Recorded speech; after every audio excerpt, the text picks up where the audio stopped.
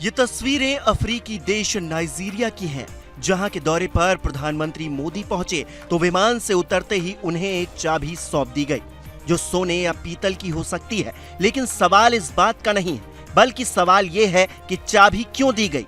क्या इस चाबी का हिंदुस्तान से कोई कनेक्शन है? अमेरिका से लेकर रूस तक में मोदी को गुलदस्ता दिया जाता है। इंडिया में मोदी किसी एयरपोर्ट पर उतरते हैं तो उन्हें गीता भेंट की जाती है। फिर नाइजीरिया में ऐसा क्या हुआ कि उन्हें चाबी दे दी गई, जो कि ना किसी ताले में लगती है, ना ही राजा के खजाने से इसका कोई जुड़ाव है। क्या हिंदुस्तान से इसकी कोई कहानी जुड़ी हुई है?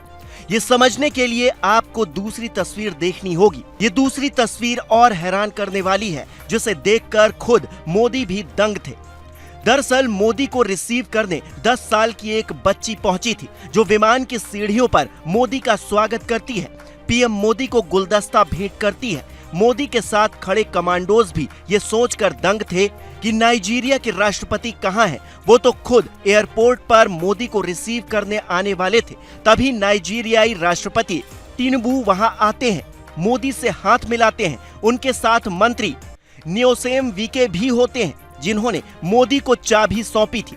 उनके साथ एक महिला भी होती है, जो पीएम मोदी से हाथ मिलाती है। वहां के लोग बताते हैं कि 23 करोड़ आबादी वाले नाइजीरिया में चाबी को विश्वास और सम्मान का प्रतीक माना जाता है। वहां लड़कियों के बारे में कभी कहा जाता था कि उन्हें सिर्फ कागजों पर ही अधिकार मिले हैं, पर सच्चाई ये तस्वीरें बयां कर रही हैं। मोदी चौथे ऐसे पीएम हैं जो नाइजीरिया के दौरे पर गए थे। उनके पहले पंडित नेहरू, फिर अटल बिहारी वाजपेयी और उसके बाद मनमोहन सिंह नाइजीरिया गए थे। ऐसे में ये समझना जरूरी हो जाता है कि नाइजीरिया भारत के लिए जरूरी क्यों है। जो लोग कहते हैं मोदी ऐसे ही कई देशों का दौरा कर रहे हैं, उन्हें भी शायद ये बातें नहीं पता होंगी। नाइजीरिया 2 हिस्सों में बटा है। उत्तरी हिस्से में जहां मुस्लिम ज्यादा है, तो वहीं दक्षिणी में ईसाई ज्यादा है। इसके पास तेल और गैस का एक बड़ा भंडार है। भारतीय कंपनी एयरटेल वहां दूसरी बड़ी टेलीकॉम कंपनी है। भारत की करीब 150 कंपनियां नाइजीरिया में है।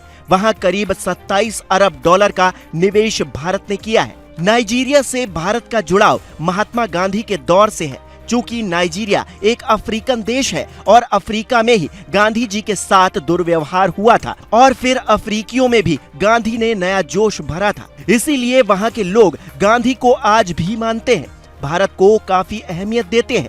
यही वजह है कि दोनों देशों के रिश्ते हमेशा से मधुर रहे हैं। 17 साल बाद जब हिंदुस्तान के पीएम वहां जाते हैं तो स्वागत में भारतीय मूल के लोगों की भीड़ उमड़ पड़ती है। मोदी की मुलाकात वहां रह रहे भारतीय मूल के उन लोगों से होती है, जिनमें कोई तिरंगा लिए खड़ा था तो कोई महाराष्ट्र से जुड़ा एक लेटर फोटो फ्रेम करवाए खड़ा था। लेकिन उन सब के बीच एक इंसान ऐसा भी था जिसने मोदी से बरसों पुरानी यादें ताजा करवा दी। उसने मोदी और उनकी मां की उन तस्वीरों के फोटो फ्रेम पकड़े हुए थे, जिन्हें देखकर मोदी आज भी भावुक हो जाते हैं। इनसे मुलाकात के बाद मोदी सीधा नाइजीरिया राष्ट्रपति आवास में पहुंचते हैं, जहां नाइजीरिया के सर्वोच्च राष्ट्रीय सम्मान the grand commander of the order of the Nigeria से उन्हें सम्मानित किया गया। आप ये जानकर दंग रह जाएंगे कि ब्रिटेन की महारानी एलिजाबेथ के बाद ये सम्मान पाने वाले मोदी दूसरे विदेशी होंगे। अब तक 15 देशों ने मोदी को सर्वोच्च सम्मान से सम्मानित किया है। आपको बता दें कि अब तक 15 देशों ने